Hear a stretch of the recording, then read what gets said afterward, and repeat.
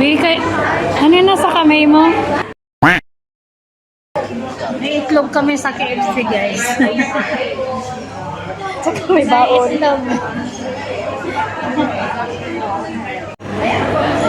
Wika, ano na sa kamay mo? Saan itlog mo?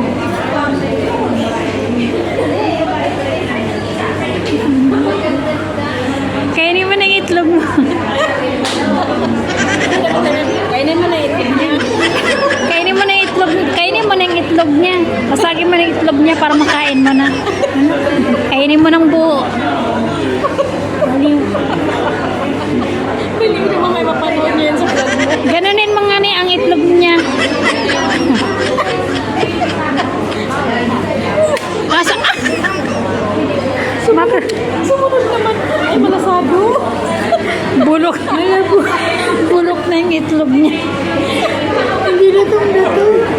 Ano yun? Ilang minuto mo lang pinakuluan. Bulok na yung Minadali itlog. ko kasi kanina. Binulok na yung itlog niya. Bulok na. Siguro yung isang itlog niya kinain mo na. Hindi yun nahimos naman. Hindi mo na yung... Uy, hindi. Hindi ba ganito lang kinakain nila? Hindi daw. Yung isa kinain mo na yung itlog niya kanina. Ay, isa lang niluto ko bubok. Bulok na yung itlog niya. Hindi siya bubok. Kulang lang sa luto. Baka mamay yung talong bulok rin. Wala na. Bubok na. Kainin ang itlog niya.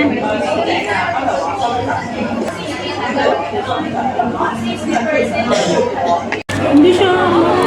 Ang itlog niya. Minsan kasi ganito lang niluluto namin. Hindi lang bubok. Nasa KFC ang itlog niya.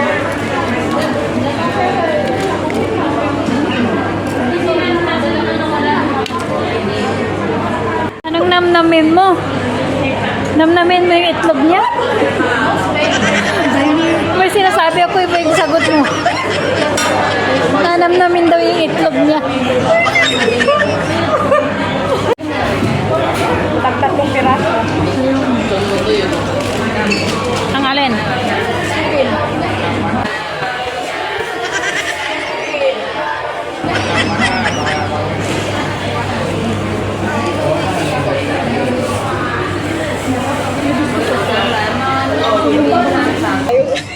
Alam mo lang. Alam mo lang yun, di kami diet pag Sunday.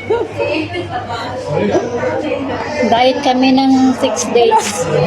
1 day di kami diet. After